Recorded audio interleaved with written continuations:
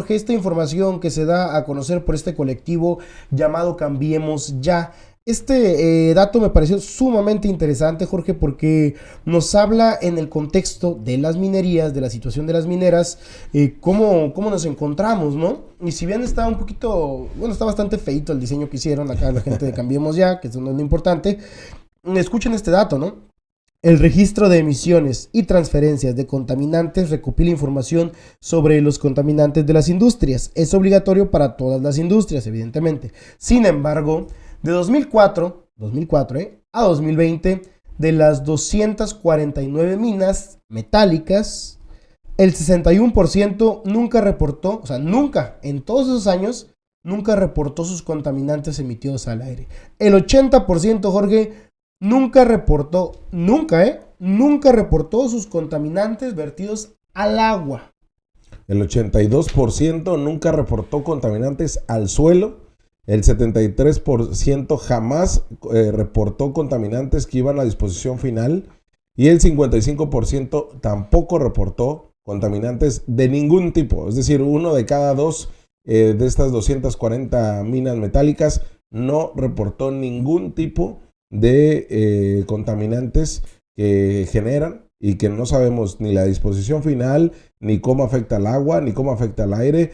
Vaya, esto en 17 años se ha habido un incumplimiento y falta de transparencia de las minas. Y se da, Villa, en un contexto donde se aprueba una ley minera, donde al final del día rascaron algo y lo consiguieron, sobre todo en temas de agua y en temas de medioambientales.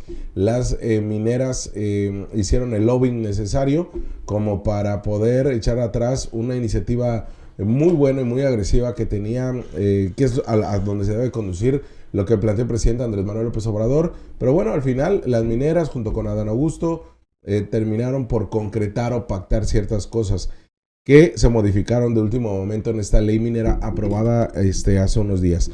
Ese escenario, Villa, pues bueno, es gracias a Cambiemos Ya, esta asociación del cual compartimos esta infografía, que los ciudadanos tenemos la oportunidad de tener ese tipo de información, ¿no?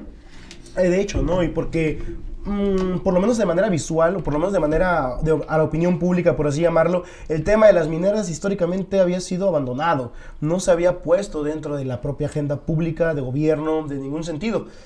Y hoy en día, gracias, de hecho ahí sí hay que señalarlo, ¿no? La visión del presidente Andrés Manuel López Obrador ha sido focalizar un poco y tratar de quitarles un poco a las mineras, ¿no? Tratar de ponerlas un poco en orden, porque realmente son un caos. Es poco el impuesto que pagan, son muchos los dividendos que generan, es grande el desastre ambiental que generan muchas de ellas, y también generan un abandono a muchas comunidades o dejan a merced incluso hasta de grupos delictivos, como ya se ha detectado, se ha identificado que grupos delictivos terminaban trabajando con mineras para combatir a los residentes de alguna comunidad. Imagínese usted, así de grave ha sido y así de impunes han quedado.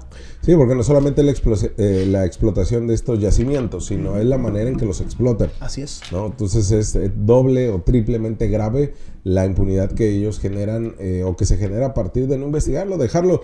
Y platicando con Iván Martínez, Zazueta nos decía, el gran problema con esto es que no tiene, esta ley del presidente no tiene un efecto más que retroactivo en los contratos que ya se tienen. Y eso afecta a Baja California porque los contratos de mineras que se tienen canadienses, chinas, en nuestra entidad y gabachas, pues son hasta 2050, 2070, continuarán bajo las mismas normatividad o bajo las mismas reglas, ¿no? A lo mejor hasta cambia el nombre del país y ya van a seguir ellas muy a gusto, ¿no? O sea,